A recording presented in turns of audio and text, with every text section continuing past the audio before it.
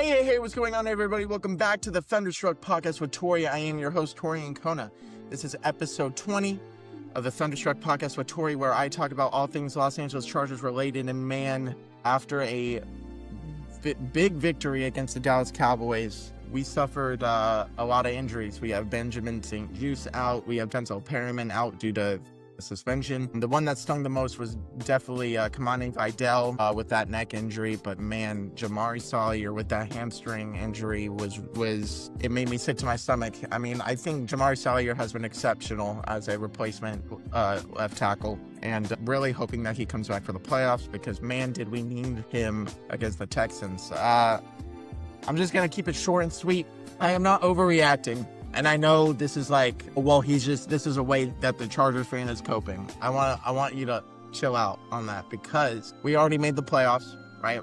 And I think, if anything, this could be a very big beneficial loss for us to get a nice little wake-up call before we get into our playoff mode. It seems like we're already going to be in our playoff mode due to the fact that Jim Harbaugh is making the genius decision to not start our starters against Denver this week, and I'm very happy, because if you know, Mike Williams was starting against Denver in a pointless game, and he shall not be named, put him in the game late in the second quarter when we were up 14-10, and calls a screen pass, and he injured his back and couldn't play in the playoffs. No. Especially how many injuries we've suffered this year. Not a big fan of the thought of starting our starters, especially how banged up Justin Herbert is, with the hand injury. I think having a bye week for our starters is so beneficial, and we need to go into that playoff game, whoever we may play. It looks like it might be the New England Patriots, but we'll get there when we get there. After the Denver Bronco game, I'll recap to talk about where we're at when it comes to the playoffs, but we'll get there when we get there.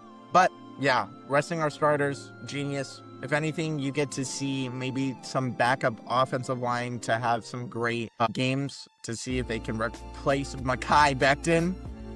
Yeah, I kind of gave up on this guy. I really celebrated this signing in the offseason because of how well he did in Philly, but it's really apparent that Philly offensive line, being the best in the league arguably, really benefited him to make him look really good, which is fine. I think in order for Mekhi Becton to do well is, you got to have Rashawn Slater and Joe Alt and a better center, if we're ever going to find one, for Mekhi Becton to be successful. But yeah, he couldn't pick up any blitzes, any switches, and man, Justin Herbert, another game where he got sacked more than 5 times. If not, he did get sacked 5 times, but he's definitely got hit more than that. And I want to talk about this real quick. When it comes to the Texans, in the first quarter, they looked like the better team. The Houston Texans looked dominant. They got the Chargers with a big knockout punch to begin with when it comes to a 75-yard touchdown. I remember I was at the game, and I was screaming on the top of my lungs in that stadium, who by the way, filled with Chargers fans, the most Chargers fans I've ever seen at, SoFi, by the way, which makes this loss a little bit even more disappointing. But I digress.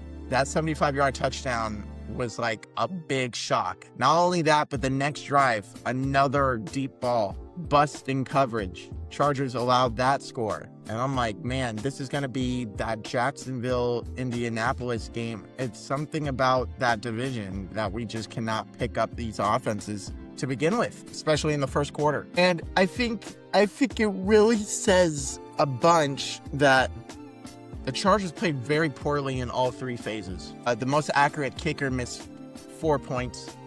No way, shape, or form I'm giving up on Dicker, but at the same time, very disappointing game from him. J.K. Scott, oh my God. I mean, 34-yard, 33-yard, 28-yard punt. What are we doing? The last thing we need is the punter to screw up, right? And then the offensive line, I mean, till the end of time, when it comes to this season, it will be just embarrassing to watch. It's embarrassing, and I want to talk about Justin Herbert very briefly because, it's been, the slogan, the Charger fan slogan. It's not Herbert's fault. It's not Herbert's fault. It's never Herbert's fault. And there's been some games where it has been Herbert's fault. I'm saying that as a big Justin Herbert fan, right? All you casuals looking at this game, play by play, and your recap of the game is that Justin Herbert's overrated. You are a troll, you are a clown, and you're a casual on Twitter that only looks at the box score, sees that he throws less yards, and, CJ Stroud throws a red zone interception, doesn't know what happened in that red zone interception, and you make your narrative, which is fine. He's getting so much hated on because people know inside that he has the tools when it comes to what he brings to the table to be a Super Bowl caliber quarterback, right? I want you guys to tell me a time in the comments where an 11-5 team had not only the worst ranked offensive line, they're ranked number 32 in the league.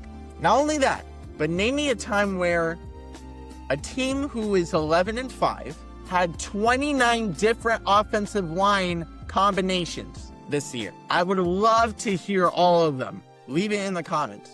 Because Justin Herbert has had 29 different offensive line combinations. He's been hit more than anybody. He's been in top 3 in sacks, which really is apparent because he's been hit the most. That means he's thrown the ball and has been making plays to get rid of it. But my God, this is a reflection of what needs to happen in the offseason. How can we stay healthy? How can we get depth pieces in the draft and, in free agency just in case? I really do not like starting a left tackle that hasn't seen a start at left tackle in 3 years. I'm not a fan of it. I'm not. This is not a formula that's going to go far in the playoffs. I think we do have the right coach. Jim Harbaugh is the right coach for this team. Greg Roman is not the offensive coordinator that we need on this team. When the run doesn't work, stop doing it. Stop, okay? If it doesn't work, stop running it. Stop running it. I was shocked that we didn't go off of the momentum that we had in Dallas. We were passing a lot. We gave Lab McConkey some plays. That didn't happen. We gave Keenan Allen some looks. That didn't happen this game. We didn't stick to, we were just too conservative on offense. When we're in the red zone, I'm already thinking we're either going to turn the ball over or we're going to kick a field goal. We're in the red zone. We need to capitalize. Stop running the ball on 2nd and long after you did it on 1st and 10. I'm very frustrated with Greg Roman. Not saying that he can't turn it up because there's been some games where, the offense has done its thing. But man, there were some awful calls that he's called. And I think above everything else, the offensive line is poor. I will say that. Chargers don't have the best receiving core in the league, right? But the coach, it all starts with the coaches, man. The coaches are the formula for a team's success. They would understand, hey, man, Justin Herbert in the pocket for 80% of his dropbacks isn't going to really do much because he's going to see 3 players in his face when it comes to the Texans defense every single snap.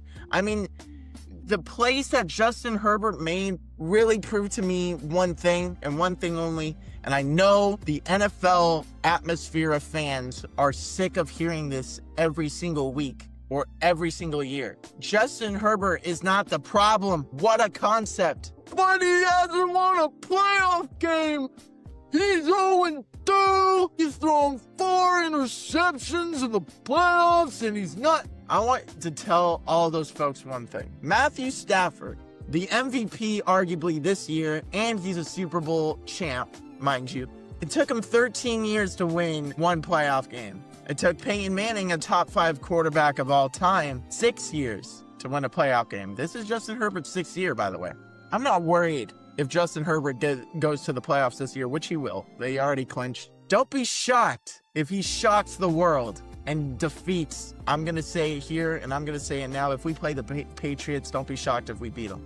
Don't be shocked. Don't be shocked. Especially when Patriot fans are bragging that they beat the Buccaneers. The 8-9 Buccaneers. That's your impressive win. Okay. No, I respect it. It is very impressive. I guess time will tell when you play an actual top 5 defense, what would happen to Drake May? Well, we'll see, but we'll get there when we get there. But to sit here, Justin Herbert is not a good quarterback because he thrown 4 interceptions, blew a 27-0 lead, blah, blah, blah, blah, blah, blah, blah, blah, blah, blah, blah, blah. He's overrated. It's one of the most craziest takes I've seen. I'm not just saying this because I'm a biased Chargers fan, but I am unbiased by saying this take. Justin Herbert is not the issue. And if you were to watch this game, Justin Herbert wasn't the issue. Well, he threw an interception. It hit the guy right in the hands. All right, it hit Aranda Gaston right here. I'll put the image up too to make it even better. This photo right here resulted in a Justin Herbert interception to all the box score watchers, right? He's working with the worst O-line I've seen in my entire life. Starting our 6th string against Neil Hunter and Will Anderson, that is a big yikes. But the coaches should try to overcome those circumstances. One thing I cannot stand is this mentality. I'm gonna say it, and it might cringe some people, but it's the next man up mentality. Yeah, we've had 17 injuries on our offensive line, but you know what? Next man up. We'll keep playing the way. No, I'm such a disbeliever in believing of the next man up when it comes to the Chargers. Maybe for some other teams that may be the case, but if that is the case, that is, the coach doing his thing. If you're talking about next man up when you're talking about the 49ers, you're in a great circumstance where you have an amazing offensive coordinator. You have Kyle Shanahan, who could win with any quarterback, and, Robert Saleh still holding it down on the defensive end for the most part. You have that, but we don't have that because we have Greg Roman as our offensive coordinator, and he needs to clean it up. With the running game not working, you got to switch it up. It won't work. We can't experiment stuff that doesn't work all game long. And this game could be the tone setter of how the Chargers will handle adversity from now on. If Salyer can't play in the first round of the playoffs, that is huge. That's a huge loss. But the Chargers need to overcome all those things by the play calling. What works? What worked against Dallas in Dallas? Oh, well, the Cowboys suck, but it worked, right? Okay, Austin Deculus was the left tackle. We can start doing that. How about we shift Will Dissly as, an assistant blocker when it comes to those passing reps? Maybe he blocks. Maybe there's a play where he blocks and then he gets open for 4 yards and turns it as an 8-yard gain and a first down. Like, we have got to stick to stuff that can benefit Justin Herbert. We have got to do that. Justin Herbert has made superhero-like plays. I mean, you've seen it. You saw it against the Texans, getting tackled to the ground, still staying upright, still delivering a dime on 3rd and 7. You saw it when he threw that deep ball to Quentin Johnston. You saw it for the most part all game. The only thing that you can maybe say is that, hey, Justin Herbert, you should have thrown the ball away when, because when you have like 0.00001 seconds to throw, that's what a quarterback should do. It's ridiculous. It is the worst take in 2025. I'm not saying this because I'm a Charger fan. This Justin Herbert overrated BS is so funny to listen to because I now I understand where you guys are coming from. And this allows me to think of a time, because I'm also an NBA fan, and no way, shape, or form I'm saying that Justin Herbert will end up with the accolades that this guy has made in the NBA. But this reminds me, when it comes to the supporting cast around Justin Herbert being one of the bottom 5 supporting cast for a quarterback in the league, it reminds me of LeBron James carrying the bum Cavaliers into playoff runs, into finals runs even. And when they would lose, who is the number 1 face that they would always turn to? LeBron James. Oh, but when LeBron wins the finals against, Steph Curry, the best team ever in the regular season, well, LeBron got carried because of the Kyrie shot. How did the Kyrie get to shoot that ball? How did they get to a game 7? LeBron James, who's arguably the greatest ever. And I'm not saying that Justin Herbert will end up as the greatest quarterback to ever live. But all I'm saying is that these reactions of Justin Herbert's overrated, Justin Herbert's the problem, Justin Herbert can't get over the hump, it reminds me of watching this unfold with LeBron James. That's not crazy to say that in my eye, but I was thinking of like what player or what athlete kind of goes through this similar treatment. And for most of his career, LeBron James has been that guy. People point fingers when he loses. That's the guy that is the issue. If you were to look at this game, top to bottom, and you were to come up with Justin Herbert is the problem, that's hilarious. Because 1, the season's not over. 2, you clearly didn't watch the game. Number 3, 2 playoff games is not going to dictate whether he's never, ever, ever going to win one playoff game or even win a Super Bowl. Matthew Stafford did it in year 14 or whatever the case may be. For the most part of every single Chargers loss, this man is the last person that should get the blame. And I know it's the if man. It's the if man. He cannot win. He cannot win in the playoffs. Like I said, man, Matthew Stafford, 13 years before his first playoff win. Now he's the MVP this year and a Super Bowl champ. Peyton Manning, 6 seasons, no playoff wins. Now he's, 2-time Super Bowl champ, NFL MVP, and arguably top 5. I said this all season long when it comes to Herbert. I think Justin Herbert is the difference maker, and I feel like this is a wake-up call that the Chargers needed right before the playoffs in all 3 phases. Dicker needs to make those kicks. We need to capitalize off of turnovers. We cannot turn the ball over in the red zone. And if the Chargers clean that up, they beat the Texans. Simple as that. I think the Texans won, yes, but did the Chargers really beat themselves? You can make the case that that is what happened.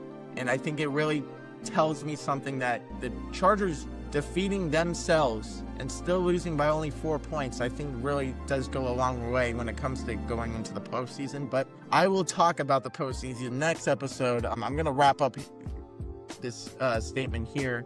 I will go into depth of, where I think the Chargers roster will match up against, whoever they're going to play in the playoffs, but we don't know that until, this Sunday. I'm very much looking forward to seeing the Chargers win their first playoff game. I have faith that it's going to happen. Bull fam, I appreciate you, love you, bolt up, always bolt up, and gotta keep your head up. We're in the playoffs. We're gonna see what we're about when we clean up the things that we need to clean up. Simple. Stay the course. Have a good one.